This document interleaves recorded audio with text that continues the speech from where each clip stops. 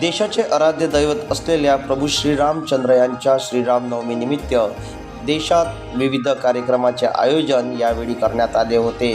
तर चांदूरबाजार तालुक्यातील घाटलाडकी या गावात विश्व हिंदू परिषद बजरंग दल यांच्या संयुक्त विद्यमाने श्रीरामनवमी शोभायात्रा समितीच्या वतीने भव्य शोभायात्रेचे आयोजन करण्यात आले होते।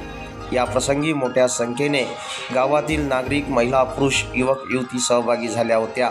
ठिकठिकाणी प्रभू रामचंद्रांच्या आकर्षक प्रतिमेचे पूजन ही गावातील प्रमुख मार्गावरून शोभायात्रा जात असताना करण्यात आले।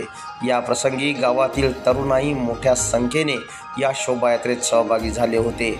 विविध घोषणा देत जय श्रीराम, भारत माता की जय, वंदे मातरम, जय जय श्रीराम अशा विविध घोषणा देत ही शोभायात्रा गावातील प्रमुख मार्गाने मार्गक्रमण करत होती।